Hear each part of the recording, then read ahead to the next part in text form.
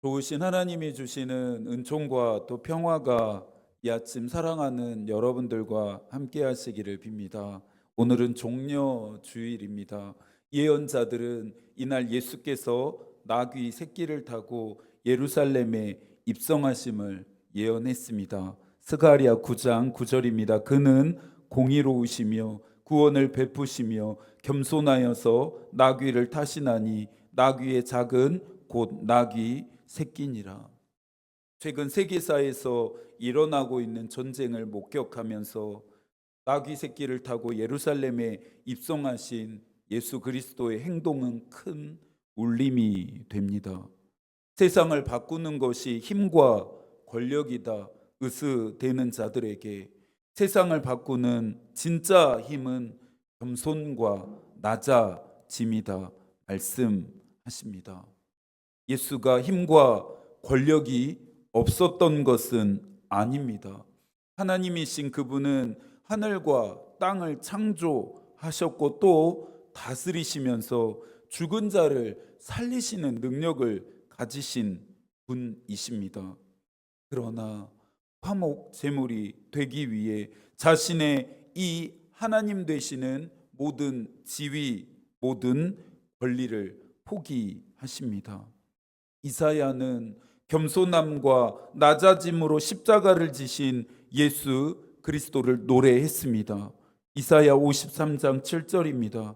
그가 곤욕을 당하여 괴로울 때에도 그의 입을 열지 아니하였으며 마치 도수장으로 끌려가는 어린 양과 털 깎는 자 앞에서 잠잠한 양같이 그의 입을 열지 아니하였도다. 길고 길었던 사순절의 순례도 마지막 한 줄을 남겨두고 있습니다. 고난주간은 마치 가파른 오르막을 오르는 것과 같이 숨도 차고 힘이 들 텐데요. 여태까지 걸어왔던 여정보다 훨씬 더 어렵고 힘이 들 수도 있습니다. 지금까지 모든 순례의 여정은 고난 주간을 향합니다. 그리스도의 십자가를 통해 우리는 삼위일체의 신비 가운데로 인도된다. 이것은 우리를 위한 하나님의 사역이다. 세상은 죄에 숙명되어진 인간의 본성으로는 상상할 수 없는 대안을 제공받은 것이다. 스탠리 하우어워스가 설명하는 십자가입니다. 우리가 잊지 않아야 하고 기억해야 하는 사실은 예수 그리스도의 고난과 십자가는 나를 위한 사역이라는 점입니다. 그리스도가 나를 위해 하신 사역인 십자가를 깊이 묵상하고 그리스도가 나를 위해 주신 죄사함의 은총의 신비를 깊이 경험하며 나는 죽고 오직 예수 그리스도가 내 안에 사시는 그리스도를 위한 사역을 하시는 한 주가 되기를 소망합니다. 요한서신은 교회와 그리스도인들에게 큰 도전이 됩니다. 초대 교회가 직면했던 위기와 위험을 경계하고 교회와 그리스도인이 철저하게 그리스도를 따르는 삶을 살도록 권면하기 위해 기록되어진 만큼 이 말씀은 요한의 서신은 고요한 이 아침 마땅하고 올바른 삶을 살고 싶어하는 우리에게 길이 됩니다. 당시 교회가 직면했던 위기와 위험은 거짓 교사들의 가르침이었습니다. 거짓 교사들의 가르침은 하나님으로부터 분리되고 끊어지게 만들었습니다. 영지주의를 퍼뜨렸던 거짓 교사들의 목적은 단 하나였는데요.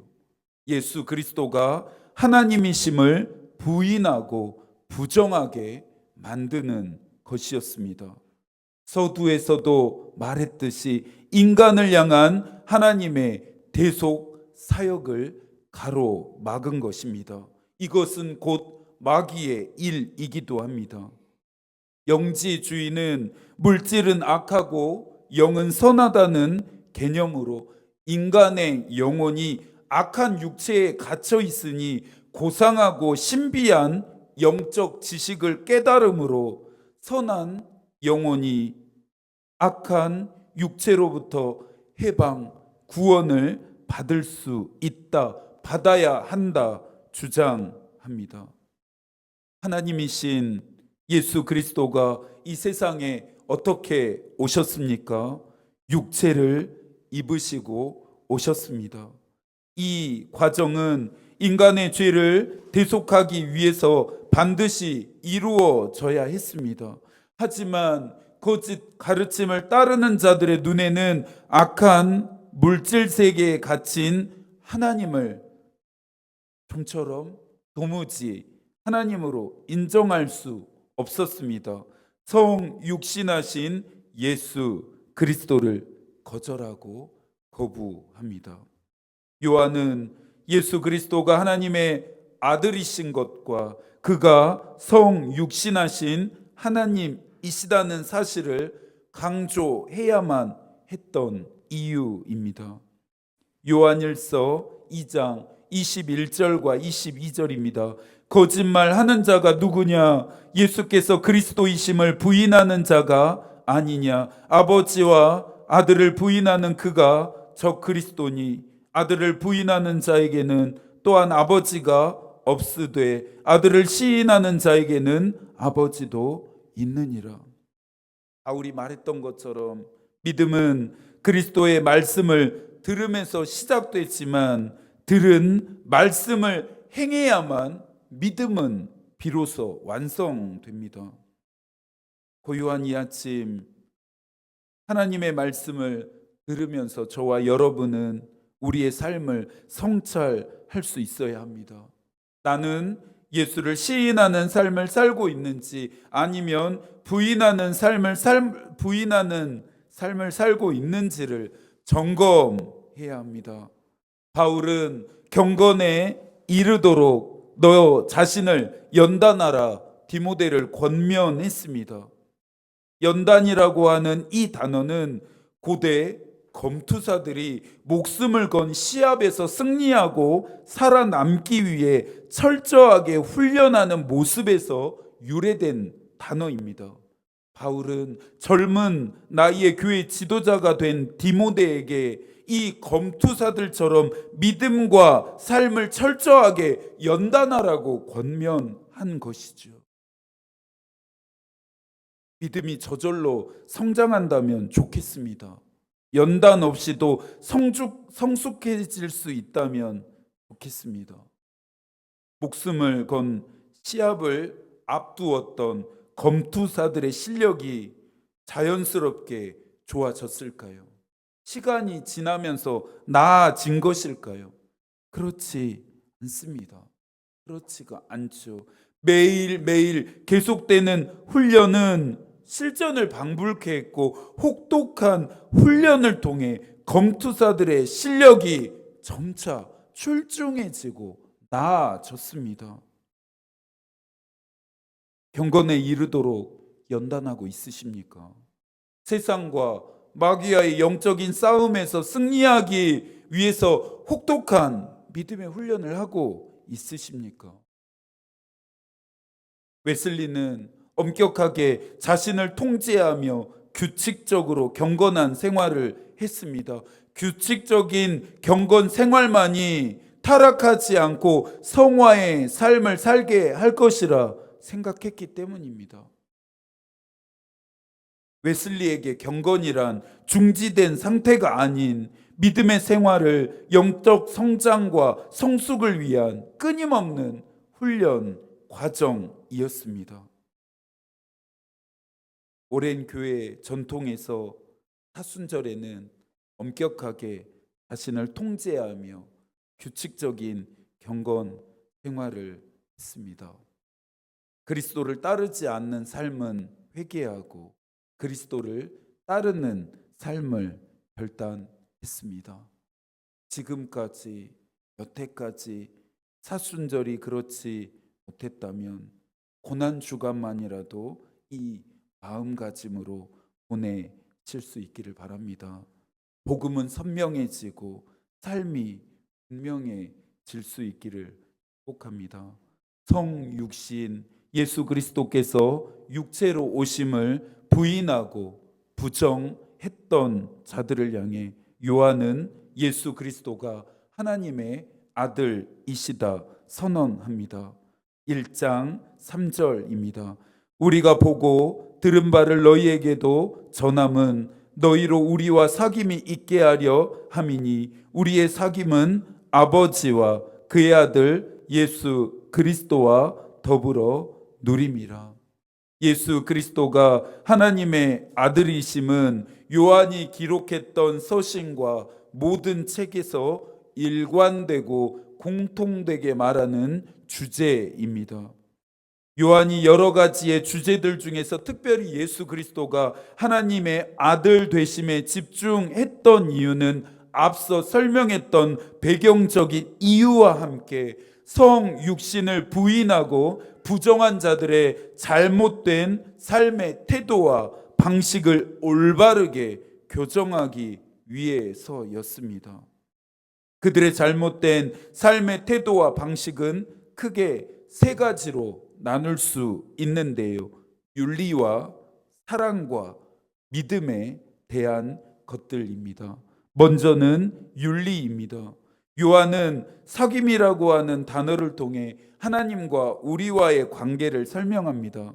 그리스도인은 하나님과 예수 그리스도 안에서 생명과 은총과 영광을 누리게 됩니다. 지난 목요일부터 토요일까지 제10차 사경회가 제주에서 진행되었습니다. 많은 분들이 참여하지 못하셨는데요. 참여한 사람들은 사귐을 누렸습니다. 말씀과 함께하는 시간을 통해 마음들이 잇대어졌고 그 안에서 함께 기쁨과 감사를 누렸습니다. 거짓 교사들은 하나님과의 사귐이 있는 빛 속으로가 아닌 깊은 어둠 속으로 우리를 끌어당깁니다. 대표적인 것이 죄 없다 여김입니다. 거짓 교사들은 영과 육을 이분법적으로 분리해서 죄로 깨달을 수 없는 영적인 진공 상태 안에 그리스도인들을 가두어 버립니다.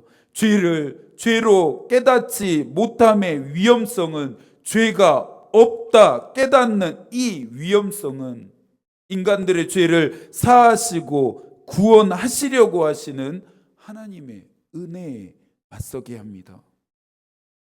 요한은 죄가 없다 말하지 않고 죄를 자백하라 권면합니다. 9절의 말씀을 함께 읽습니다. 만일 우리가 우리의 죄를 자백하면 그는 미쁘시고 의로우사 우리 죄를 사하시며 우리를 모든 불의에서 깨끗하게 하실 것이요. 자백은 범죄 사실에 대한 인정입니다. 스스로가 죄인임을 인정하는 것입니다.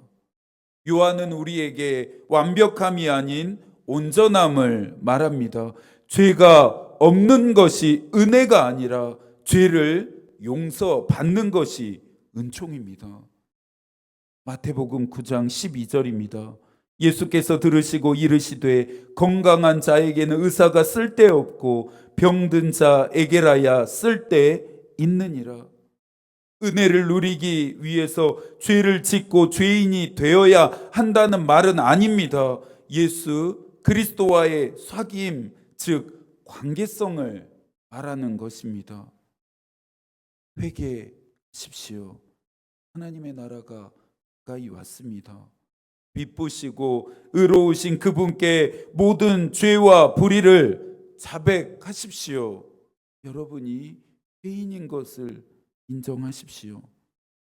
예수께서 우물가에서 만났던 여자에게 행하셨던 자유와 해방 주신 생명의 충만함을 여러분도 얻고 누리게 되기를 축복합니다. 요한의 두 번째 권면의 내용은 사랑에 대하여입니다. 요한일서 2장 15절입니다. 이 세상이나 세상에 있는 것들을 사랑하지 말라. 누구든지 세상을 사랑하면 아버지의 사랑이 그 안에 있지 아니하니. 하나님과의 사귐을 누리지 못하고 어둠 속에서 행할 때 나타나는 증상은 사랑해야 할 것은 사랑하지 않고 사랑하지 말아야 할 것을 사랑한다는 점입니다. 우선 사랑하지 말아야 할 것은 무엇입니까? 요한일서 2장 15절과 16절의 말씀을 함께 읽겠습니다. 이 세상이나 세상에 있는 것들을 사랑하지 말라. 누구든지 세상을 사랑하면 아버지의 사랑이 그 안에 있지 아니하니. 이는 세상에 있는 모든 것이 육신의 정욕과 안목의 정욕과 이생의 자랑이니 다 아버지께로부터 온 것이 아니요 세상으로부터 온 것이라. 요한은 하나님과 사귐을 누리는 빛의 사람들이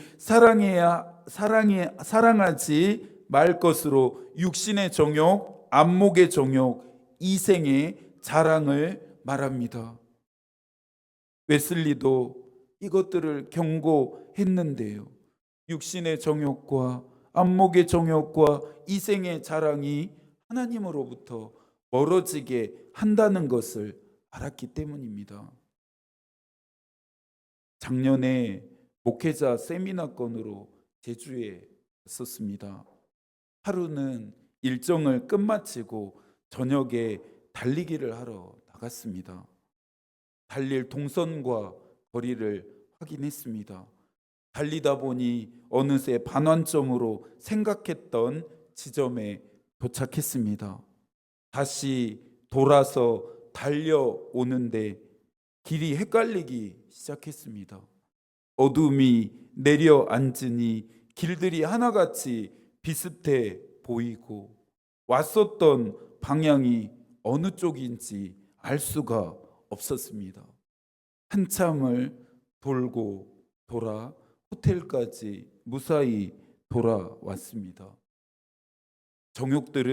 정욕을 사랑함은 하나님과 멀어지게 합니다.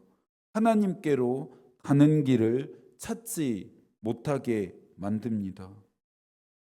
그리스도의 뒤를 따르는 일이 어리석고 무의미하게 느껴질 때가 있습니다. 이렇게까지 꼭 살아야 하나? 이런데도 꼭 믿어야 하는 마음이 들 때가 있습니다. 목사인 저도 자주 하는 생각들입니다.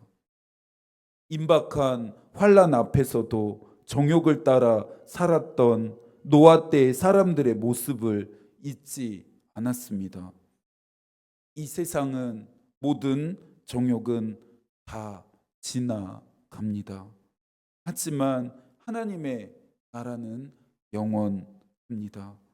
오직 하나님의 뜻을 행하는 자는 영원하리라. 저는 이 세상에서 잠시 낙을 누리기보다 하나님의 나라에서 영원한 복을 누리고 싶습니다. 앞으로도 결단한 대로 살아보려고 하고 있습니다. 여러분은 어찌 하시겠습니까? 다음으로는 사랑해야 할 것입니다. 거짓 교사들의 가르침은 교회의 연합과 일치를 정면으로 공격했습니다. 칼빈은 하나님의 구원의 사역과 성도의 삶을 관통하는 핵심적인 요소가 사랑이다 말했습니다. 하나님과 사귐이 있는 사람은 당연히 하나님을 사랑합니다. 자연스럽게 하나님을 사랑하는 사람은 형제와 이웃도 사랑합니다.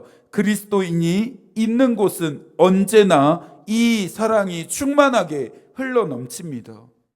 요한일서 3장 18절입니다. 자녀들아, 우리가 말과 혀로만 사랑하지 말고 행함과 진실함으로 하자.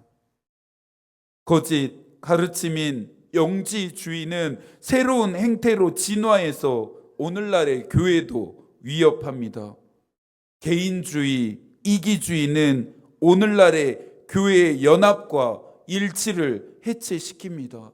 나만 구원을 받고 나만 복과 은혜를 받으며 나의 기도에만 응답하시면 된다 생각합니다. 강도 만난 이웃을 지나갔던 제사장과 레위인처럼 형제와 이웃을 대합니다. 하나님의 나라를 향해 함께 걸어가는 친구로 여기지 않습니다. 예수께서 마태복음 24장 11절과 12절에서 말씀하셨습니다. 거짓 선지자가 많이 일어나 많은 사람을 미혹하겠으며 불법이 성함으로 많은 사람의 사랑이 식어지리라. 마지막 때가 가까이 오면 사랑이 식어진다는 말씀에서 우리 교회와 이 세상의 마지막 날이 이미 찾아온 것은 아닌지 두려워집니다. 행함과 진실함은 무엇일까요? 하나님이 나를 사랑하신 것처럼 세상을 사랑하고 그리스도께서 나를 대하신 것처럼 다른 사람을 대함입니다. 요한일서 5장 1절입니다. 예수께서 그리스도이심을 믿는 자마다 하나님께로부터 난 자니 또한 낳으신 이를 사랑하는 자마다 그에게서 난 자를 사랑하느니라. 끝으로 요한의 마지막 권면의 내용인 믿음에 대하여를 살펴봐야겠습니다. 5장 4절입니다. 무릇 하나님께로부터 난 자마다 세상을 이기느니라. 세상을 이기는 승리는 이것이니 우리의 믿음이니라. 요한의 목적은 윤리와 사랑에 대한 진술을 믿음의 자리까지 끌어오는 것입니다. 하나님의 아들이신 예수 그리스도를 믿게 하려는 치밀한 의도를 가지고 이 진술들을 이끌어 오고 있는데요. 요한일서 5장에는 반복되는 표현이 있습니다. 믿는 자마다, 믿는 자는. 요한이 말하는 믿음은 행함과 진실함으로 나타나는 믿음이어야 합니다. 예수께서도 계속적으로 반복해서 강조하셨던 믿음의 상태이죠. 하나님의 아들이신 예수 그리스도를 믿는 자는 죄인의 길이 아닌 의인의 길을 갑니다. 마귀에게 속하지 않고 하나님의 자녀로서의 정체성을 잃지 않습니다. 악한 행실을 본받지 않고 선한 것을 본받기 위해 힘씁니다. 이 모든 일은 하나님의 아들이신 예수 그리스도가 주시는 영생을 얻기 위해서입니다. 요한일서 5장 20절입니다. 우리가 참된 자 곧 그의 아들 예수 그리스도 안에 있는 것이니 그는 참 하나님이시요 영생이시니라. 하나님의 아들을 믿음이 영생입니다. 요한은 자신이 기록했던 서신들과 책에서 이 복음의 원리를 계속해서 강조했습니다. 요한복음 3장 16절입니다. 하나님이 세상을 이처럼 사랑하사 독생자를 주셨으니 이는 그를 믿는 자마다 멸망하지 않고 영생을 얻게 하려 하심이라. 그를 믿는 자마다 영생을 얻습니다. 또 요한계시록 22장 19절입니다. 만일 누구든지 이 두루마리의 예언의 말씀을 제하여 버리면 하나님이 이 두루마리에 기록된 생명나무와 및 거룩한 성의 참여함을 제하여 버리시리라. 하나님의 말씀대로 살지 않으면, 하나님의 말씀을 믿지 않으면, 하나님의 아들이신 예수 그리스도 안에 거하지 아니하면 생명나무와 거룩한 성의 참여함을 제하여 버리시겠다는 것입니다. 하나님의 아들이신 예수께서 세상을 짊어지시려고 예루살렘에 입성하십니다. 하나님의 아들이신 예수께서 우리의 죄를 사하시기 위해 내 마음속에, 우리의 마음속에 찾아오십니다. 예수를 부인하고 부정했던 삶에서 돌이켜서 이제는 내 자신을 부인하고 부정해야 할 차례입니다. 나는 죽고 그리스도가 살게 해야 합니다. 순례 여정 동안 비우고 덜어냈던 자리에 예수 그리스도로 가득 채울 때입니다. 찬란한 부활의 아침이 기다려옵니다. 우리를 사랑하시는 예수 그리스도가 우리를 기다리시는 아침이기 때문입니다. 이 한 주도 하나님이 여러분과 함께 하시기를 기도하겠습니다. 하나님의 마음이 우리의 기도가 되고 하나님의 뜻이 우리의 길이 되기를 빕니다. 아멘.